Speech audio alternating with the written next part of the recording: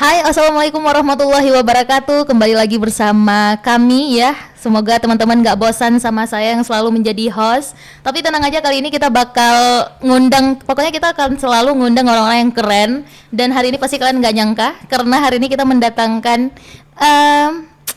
how to say ya, ini adalah tetamu kita. Nah, bila dah cakap macam ni pasti korang dah tahu dah tetamu kita ni dari mana. Sebab ni spesial sangat. Hari ni ada kedatangan tamu dari Universiti Kebangsaan Malaysia. Okey, sebelumnya perkenalkan, saya Wilda Sofia sebagai host yang akan menuntun, yang akan berbicara, yang akan ngobrol-ngobrol bareng sama teman-teman yang ada di depan kita hari ini. Sebelumnya kita kenalan dulu sama tamu kita hari ini. Boleh? Silakan, Boleh, Bang. silakan. Ya, saya Islahuddin bin Ismail sebagai pelajar siswazah daripada UKM. Kami datang semua daripada UKM lah bersama dengan sahabat-sahabat yang berada di belakang sana. Okey, di belakang ni sangat ramai lah. Terima kasih kerana bagi semangat. Ini pun kali pertama saya berada di podcast. Jadi Wilda kena bantu saya banyak lah. Okey, baik-baik. Okey, selanjutnya. Assalamualaikum, insyaAllah nama Nurhani binti Johari. InsyaAllah saya sangat bersyukur dapat bertemu dalam podcast untuk kali pertama dan kali pertama di Endun, untuk Aceh. Okey. Saya sangatlah merasa seronok dan nak lah. Okey, sampai sini dah jadi terkenal lah ya, dah jadi famous di Kat Uin Araniri ni lah. Aduh, saya dah terbiasa juga nih jadi ikutan ngomong bahasa Malaysia ya. Silakan. Okey, jadi ada Bang Islah dan ada Kak Hanen. Okey, Hanim. Okey, Hanim. Kak Hanim sendiri berarti di sini masih sebagai mahasiswa ya? Mahasiswa ya? Masih Semester sebagai- 2. Semester 2. Kak Hanim juga sama. Okey, di sana kalau boleh tahu itu jurusannya jurusan apa tuh?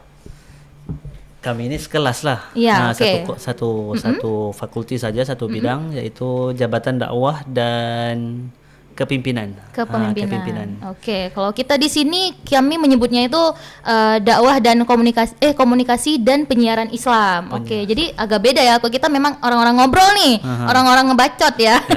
Kalau di sana mungkin lebih ke kepemimpinan ya atau gimana? Oke, boleh silakan.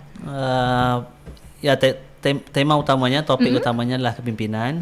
Tetapi dalam semester juga banyak berbicara tentang komunikasi. Jadi saya tengok ini fakultas dakwah dan komunikasi. Jadi komunikasi itu topik utama untuk semester ini. Okey. Semester lepas banyak berbicara tentang kaunseling dan saya ngobrol sama dengan bapa di sini pun ada jabatan kaunseling di sini. Okey. Ada department kaunseling juga di sini. Jadi barangkali walaupun kita punya fakultas nama berbeza, tapi masih saya rasa intinya samalah. Okey, jadi di sana ada major-majornya juga. Maksudnya fokus gimana ya maksudnya? Fokus bidang. Iya, fokus bidang. Penghususannya, spesialisnya. Ada tak? Tak ada? Okey. Kalau di jabatan-jabatan lain pastinya ada. Kalau jabatan lain kami ada Jabatan Arat dan Tamadun Islam. Penghususannya berbeda. Okey. Tapi di dalam dakwah ni kedua-duanya bergerak seiring lah, sama saja. Okey. Tidak ada perbedaannya. Oke, jadi ini semester 2 ya, masih ada beberapa semester lagi ya. Kalau saya sendiri juga masih student magister dan sekarang semester 3 dan I hope this is my last semester. Soalnya Berapa kesemuanya apanya tuh? semesternya? Oke, kalau misalnya di Indonesia sendiri, khususnya di UIN Araniri itu biasanya itu tamat di 2 tahun atau 4 semester. Panjang juga. Panjang? Oke, boleh lebih panjang lagi boleh. Jadi donatur kampus boleh. Oke, jadi kita kan pengennya kan yang terbaik ya, cepat tamat dan bisa lebih berkarir lagi ke depannya. Betul. Oke, jadi ini udah berapa hari nih kalau boleh tahu di Aceh? Silakan Hanim. Ya. Hanim? Kalau ikutkan tu, ini hari keempat dah kami di Hari sini. keempat dah pergi mana sangat tu pusing-pusing. Yang ni seronok saya nak cerita. Okey. Berkongsi lah. Berkongsi. Jadi Okey. kalau ikutkan tu kami sampai di sini, banyaklah perjalanan yang kami pergi kan. Contohnya melihat kuburan kuburan tsunami di Aceh pada 26 Disember 2024 kan. Jadi situ kalau kita tengok memang terlalu banyak kan. Bagaimana Kejadian tsunami. tsunami itu berlaku. Lepas tu sesuai kami pergi ke Bagaimana lagi nih udah sampai nih? Boleh tak berbagi cerita sama para pendengar kita hari ini? Okey, Boleh dekat lagi abang? Ya. yang menariknya terutama pada semua sahabat lah adalah kami pergi ke Sabang lah. Okey, dah sampai Sabang pun. Pulau Sabang ini pulau yang kata paling hujung ya bagi wilayah Indonesia. Titik nolnya di sana. Dan kalau ikut sejarahnya itu pulau ini seolah macam benteng untuk Jepang ya. Betul, Jepang betul. Untuk jaga Selat Melaka ini. Iya. Dan alhamdulillah berapa hari kat Sabang tu? 1 malam saja. Satu malam tidak saja sempat. tak habis. Sewa motor pun tidak sempat. Okey. Jadi banyak kerugian yang berlaku di sana. Okey. Bukan kerugian. I mean it's payah balik lagi, kena pergi lagi itu. Jadi memang sudah plan sama dengan sahabat-sahabat bulan 12 pasti kita kena datang lagi di Sabang. Okey, insya-Allah semoga Allah mudahkan rezeki semua ya, Ya, sehat. betul. Rupanya nak tengok ikan badut, dolphin, Finding Nemo semua ada di Sabang. Iya, betul. Ya. Ada snorkeling tak? Ada. Nah, di Tapi situlah biasalah semuanya. tenggelam timbul. Okey, yang penting hari ini selamat ya. Ya, Jadi selamat akhirnya betul. timbul. Okey, dah sampai Sabang. Lepas tu ada tak makan makanan khas Aceh? Apa tu? Makanan khas Aceh ya. Mi Aceh maybe?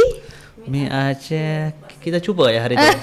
Kita ada cuba ya. Okey, gimana tu first impressionnya pas nyobain mi Aceh?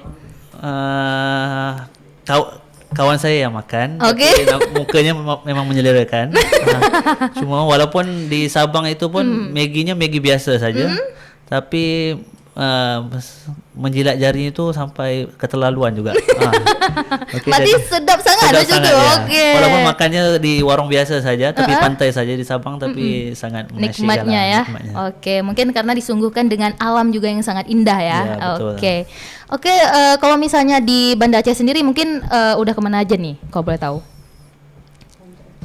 Di Aceh Banda sendiri. Aceh. Belum lagi ya? Belum Kalau di keliling Bandar Aceh ini ke pantai saja. ke pantai. Kemudian ke Kami ke makam Oh ya, makam tadi ya. makam Syiah Kuala. Okey, sedikit nak tanya soalan. Sebelum berangkat ke Aceh ni, apa yang terfikirkan tentang Aceh? Boleh tentang Hanim dulu. Hanim dulu, Okey. Kalau saya suka dari sudut makanan lah di Aceh tu, Okey. terutamanya bakso. Dan alhamdulillah semalam kami dibawa ke kedai bakso Pedia. Okey, ni dah kita promosi ni baksopedia ya. Baksopedia. Bakso Pedia ni memang masya-Allah memang sedap bakso dia. Oh, nah tolong take note ya. Saya order bakso ayam bakso ayam komplit. Okey, memang masya-Allah. sedap kan. Okey. Jadi kalau kita tengok tu di tempat di Malaysia ada, tapi enggak sama di sini. Sangat sedap sama. Okey. Saya peminat bakso urat. Okey. Okey, itu pandangan Hanin tentang makanan ya, tentang food. Dari sudut lain tu adalah Aceh ni adalah bandar yang terkenal dengan Islam dia yang sangat tinggi. Jadi kalau kita lihat sebelum ada baca kan, sebelum datang kita baca juga tentang Aceh. Okey. Jadi memang bila datang tu kita rasa macam lain daripada negeri Wah, lain. macam mana tu negeri lain ke Aceh Okey, ni? sebabnya Malaysia ini sudah banyak kali kita mengharapkan tertubuhnya negeri Islam.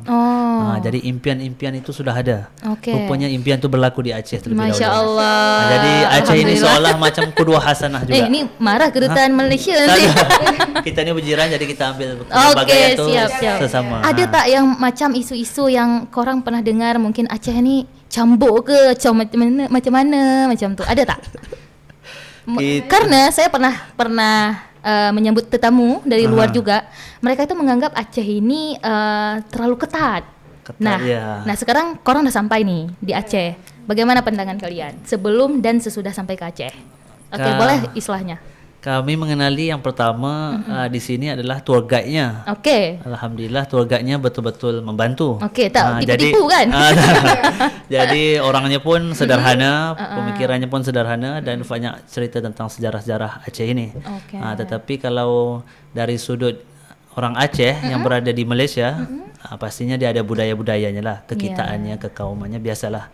Itulah yang kita selalu bergaul. Tapi kalau di sini mungkin barangkali belum dapat tentukan lah sikapnya macam mana, habitnya macam mana. Tapi pokoknya semuanya dalam keadaan yang baik lah. Terutamanya kalau saya di kawasan municipal city bekerja di pembandaran, jadi saya nampak landscape Aceh ini sangat sangat best lah. Okey, tak dapat di deskripsi pun saya tengok ni dah. Tak tahu nak pilih kata apa. Belum orangnya lagi, baru pokoknya dulu. Okey. Mungkin bila tinggal lama lagi di Aceh akan tahu tu macam mana lagi Aceh ni lebih dalam. Okey. Jadi menarik. Okey, kalau misalnya kita ngobrolin soal aspek budaya ya, aspek budaya atau sistem pendidikan di Malaysia itu yang kalian nih selaku muda-mudi di Malaysia, apa sih yang Muda patut ya? Iya, budaya dan pendidikan yang patut dicontoh oleh negara lain. Okey, mungkin boleh dari islahnya sendiri. Mana aspek Iya, pendidikan dan budaya dari Malaysia. Okey, kelebihan Malaysia ini yang saya rasa bertuah lah daripada negara-negara ini ialah kita ini hidup dalam kepelbagaian lah. Kita ada Melayu, Cina dan India. Semuanya hidup sama. Walaupun jauh budayanya lah. Dan perbezaannya jauh. Kalau sekali tengok pun dah tahu dah. Ini ada coklatnya, sawo matangnya, ini ada hitam arangnya, ini ada putih kertasnya, macam-macam ada. Jadi dalam kehidupan kita menyesuaikan, barangkali pendidikan Malaysia itu lebih terbuka, lebih mengikut budaya kaum yang ada, dan keterbukaan kita mungkin lebih tinggi lah. Sebab kita nak menerima semua pelbagai latar belakang kan untuk dalam pendidikan. Cumanya yang terbaru daripada segi pendidikan, walaupun kita cerita yang sedikit lah ke belakang, walaupun bukan di peringkat universiti, tapi di peringkat awal pun sudah ada sekolah-sekolah di peringkat rendah yang diberikan secara percuma lah. Itu yang saya rasa perlu diusahakan. Daripada awal sampai akhir, pendidikan ini milik semua rakyat dan perlu diberikan secara percuma. Nah, ini mungkin juga bisa jadi contoh nanti untuk negara Indonesia ya. Indonesia percuma juga kan? Iya, ada beberapa. Beberapa saja. Okey, macam tu. Okey, dari Hanin sendiri macam mana? Saya bersetuju dengan Okey, langsung setuju. Sebab kalau kita lihat kepelbagaian budaya dan agama dan bangsa di negara Malaysia ni, dia bukan sekadar pelbagai tu, tapi membantu untuk membentuk masing-masing punya nilai moral dalam kehidupan. Jadi masing-masing ada nilai yang sangat baik. Tidak ada permasalahan perkauman yang tidak baik, itu tidak ada. Kuranglah. Kamu sekolah macam mana, Bilda? Alhamdulillah, good. Dari awal sampai akhir semuanya biaya kerajaan lah? Tak juga, bermacam-macam lah. Ya, okey. Jadi kita ni sebagai kaum muda ya, generasi muda, generasi yang memperjuangkan negara kita. Mungkin dari segi Malaysianya nih, saya mau tanya, apa sih tantangan terbesar saat ini untuk generasi muda di Malaysia? Okey, apa tuh? Mungkin nggak ada tantangannya? Okey, karena sorry spill sedikit. Soalnya kalau di Aceh sendiri mungkin kita udah sempat ngobrol. Mungkin sekarang udah banyak pergeseran budaya juga, yang mana anak mudanya itu sekarang memilih untuk mencari cuan itu nggak harus di perkantoran atau di suatu tempat ya. Sekarang dari mana aja udah bisa. Dan mungkin itu beberapa orang awam itu menganggap itu suatu hal yang tidak baik gitu. Kayak terus-terus nongkrong di warung kopi dengan laptop. Padahal itu ada hal positifnya juga loh. Nah, kalau misalnya di Malaysia sendiri gimana tuh tantangannya? Okey, di Malaysia ini memang tak dinafikan kreativitas dalam kerja ini, lagi-lagi selepas COVID, kita dalam dunia AI memang sangat terbuka. Dan kita kena tahu juga bahawa pasca COVID juga kerja-kerja gig ya, gig ni macam Grab dan sebagainya yang memerlukan kodrat ni, generasi baru ataupun anak muda kena faham bahawa walaupun kerja ini bersifat fleksibel, tetapi dia hanya melibatkan kodrat saja. Mana yang terpenting walaupun dia mendapatkan duit secara pantas, secara ekspres, tetapi dia tidak menjamin masa depan yang panjang. Kerana ia hanya melibatkan kodrat, tidak melibatkan kreativitas otak, minda dan sebagainya. Mana produktiviti pembelajaran itu masih belum sempurna. Jadi anak muda walaupun kebebasan tu ada, tapi kena tahu juga had kebebasannya. Itu tantangan yang selalu anak muda tidak dapat bezakan. Tidak dapat bedakan di antara kerja sementara, duit sementara, wang sementara dengan kerjaya panjang yang boleh membantu kehidupannya sepanjang hayat.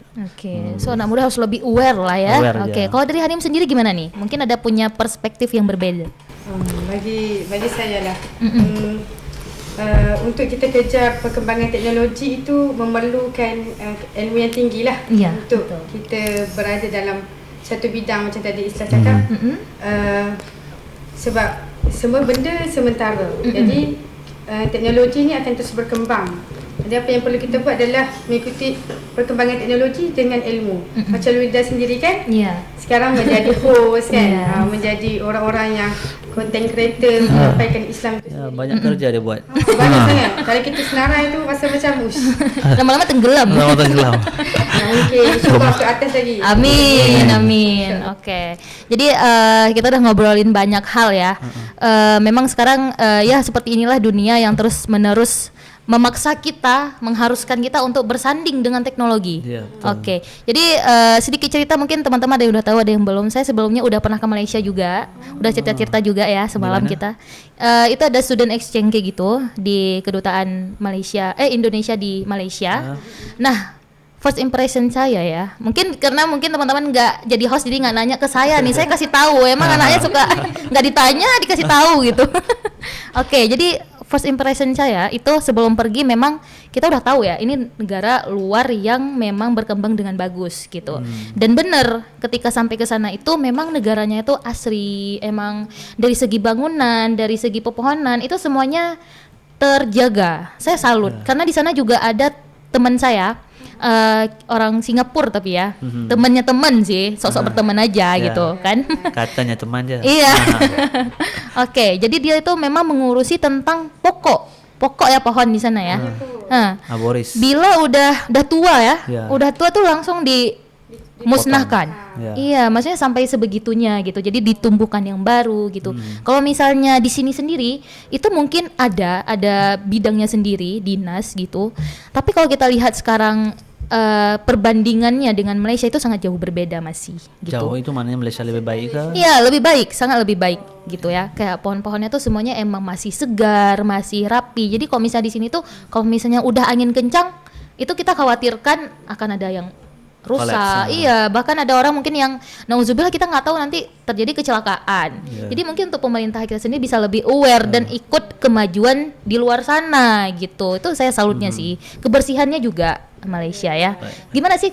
Saya salah nggak? Ada yang saya tahu. Kalau di Malaysia itu katanya kalau misalnya kita buang sepuntung rokok ya, Aha. itu ada dipidana ya? Atau gimana sih? Baru Kan didenda, benar nggak? baru diaplikasikan. Oke. Baru lagi. Dan itu suatu hal yang mungkin orang nggak akan pernah sadar sekecil itu, gitu kan? Tapi boleh menyumbatkan longgang. Oh. Iya, makanya pemerintah buat peraturan untuk tidak boleh membuang Kalau itu. diketahui buang itu didapati bersalah, biasanya akan dikenakan khidmat masyarakat lah. Oh, macam selama 12 jam, 13 jam. itu Buatlah pernah tengok tak? tak pernah tengok depan mata, tapi hanya di media-media sahajalah. Oh, itu pernah kena tengok di Aceh orang dicambuk, ditonton oleh semua orang. Oh, Macam disebabkan tu. kesalahan itu. Iya, Oh, bila berkhalwat. berkhalwat. Misal kedapatan berkhalwat atau macam mana. Nah, itulah yang saya katakan Maknanya tadi. semua orang tahu lah lepas itu. Iya, dia, tapi dia kan- buat kesalahan itu. Iya, itu menjadi macam mana ya? Peringatan macam tuh. Iya. Malu juga ya. Jadi orang enggan dan takut untuk mengulangi kesalahan yang sama. Kita pernah menyaksikan kejadian Lewat tak hadir langsung di lapangan tuh. Lewat tengah ada cambuk macam tuh. Oh, okey. Dan lihat di media sosial juga macam Ya, tuh. betul. Itu yang sangat digencarkan oleh wali kota di Banda Aceh sendiri. Ya sama, kalau kita pun melihat Aceh pun selalunya hukuman sebat tu sampai ke kita lah maklumatnya. Oke. Hukuman Pokoknya sebat tu memang ada yang tak sampai. bagus tak tutup je, yang bagus je. Oke, yang kita itulah yang selalu sampai videonya ke kami. Oke, kita udah ngobrol panjang lebar ya. Hari ini kita udah sampai di udah berapa menit ya? Oke, kita udah sampai di penghujung ngobrol-ngobrol. Mungkin sebelum kita tutup, boleh dari teman-temannya kasih closing statement untuk anak muda yang mendengarkan podcast kita hari ini. Boleh, silakan. Okey, jadi untuk anak muda lah sedikit nasihat. Walaupun kita pun masih muda kan. Iya, benar. Jadi rasa tidak layak juga bagi pada nasihat pada kawan-kawan. Tetapi peringatan kepada yang lebih muda lah. Okey. Terutamanya pada Gen Z lah. Sekarang terma Gen Z ni sangat terkenal kan. Betul. Untuk generasi ataupun anak muda, yang pertama kita perlu bekerja kuat lah. Yang kedua, Dan bukan setakat kuat, kemudian yang kedua kita punya mental kita kena resilient. Okay. Sebab bila kita sudah bercampur dengan alam kerjaan, alam luar, kerana universiti ini hanya menyediakan kita sahaja. Sebenarnya hakikatnya di luar itu sangat luar biasa. Okay. Belajar tentang disiplin, peraturan masa, bangun pagi, tidur malam.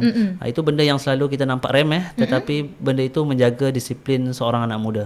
Okay. Waktu tidurnya, waktu makannya, kalau itu sekecil itu tidak dijaga, maka hal-hal yang lebih besar mungkin akan Masya Allah nih terdesak sekali. lagak-lagak posesif nih. Jadinya itu kemudian resilient mentalnya, kerana kesihatan mental ini sangat-sangat penting di zaman ini. Lagi-lagi ada social media, social media terutamanya yang perempuan. Benar. Tak boleh tengok kawan itu lebih sikit, kawan ini kurang sikit. Jadi kena jaga hati itu, kena kawal. Kita kena ada satu ilmu juga, iaitu ilmu menguruskan emosi di media sosial. Kerana benda-benda yang kecil saja. Kalau kadang-kadang kita tengok generasi gini, kita selalu rasa dia ni lemah. Tapi kita tidak boleh kata lemah, kerana mereka ini juga masa depan kita juga, masa depan negara. Jadi apa yang perlu kita buat, kita tahu apa puncanya dan kita selesaikan secara baik dengan mereka. Bukannya kata dulu aku macam ni, dulu aku macam ni. Itu perangai orang-orang tua dah. Perangai orang tua. Selalu dulu saya macam ni, dulu saya buat macam ni. Itu kena dulu dah. Itu kena jauhkan. Sebab dia dengan zaman dia, kita dengan zaman kita. Oke, sangat luar biasa. Mungkin closing statement dari Hanimnya sendiri. Tadi yang Isa cakap tentang kerja keras, jaga mental dan sebagainya. So saya nak berkongsi untuk generasi seperti saya dan semua generasi muda yang akan datang dan sekarang lah. Yang pertama, kita kena persiapkan ilmu lah. Sebelum mencapai kepada kerja keras yang kita nak usahakan tu, kena ada persiapan ilmu yang betul. Contohnya sekarang kita di SD2, di master kan, dalam bidang dakwah, bidang komunikasi dan kepimpinan. Jadi pemikiran generasi muda ni perlu lebih kritis. Kritis dengan bersumberkan Al-Quran dan Sunnah tu sendirilah. Macam mana Pak Sobirin ada cakap tadi kan. Masya-Allah. Pak Sobirin. Jadi nak berkongsi dalam satu ayat, surah Al-Ankabut ayat 69. Saya baca maknanya saja. Dan orang-orang yang bersungguh-sungguh berusaha untuk mencari redha Allah, pasti kami akan tunjukkan kepada mereka jalan-jalan kami, jalan-jalan Allah lah. Dan sesungguhnya Allah benar-benar bersama dengan orang yang berbuat baik. Jadi dalam konteks ayat ini, nak cakapnya tak kira siapa dan apa, bagaimana orang tu adalah kita kena ada usaha yang betul-betul bersungguh-sungguh nak mencapai kejayaan yang betul tu kan. Jadi kejayaan ni perlu dicapai dengan usaha ataupun himmah yang tinggi lah, keinginan yang tinggi untuk kita mencapai redha Allah tu sendiri. Jadi ini untuk saya jugalah, Muda dan semua yang rakan-rakan. Semoga kita mendapat redha Allah lah untuk mencari ilmu, dapat kerja yang keras, jaga mental health dengan baik, insya-Allah. Masya Allah. Oke, kita udah tiba di penghujung ngobrol-ngobrol. Makasih untuk teman-teman yang udah menyempatkan waktu udah main-main. Kita ada soalan untuk Wilda. Boleh. Bila tak boleh jawab langsung Wilda tutup. Oke, apa dia satu? Apa dia soalan? Mungkin Wilda juga boleh berkongsi pesanan Wilda. Kami juga untuk teman-teman saya di Malaysia ini. Jadi jadi bila kita lihat sekarang zaman muda nih untuk terus maju dan jangan pernah mau diremehkan atau dikucilkan, jadikan itu sebagai penyemangat kita untuk ke depan. Satu mahfudzat saya bagi, undur makola wala tandur mangkola. Lihat apa yang dikatakan, jangan lihat siapa yang mengatakan. Mungkin sekian dari kami. Syukran ala iftimam minkunna. Wassalamualaikum warahmatullahi wabarakatuh. Bye bye.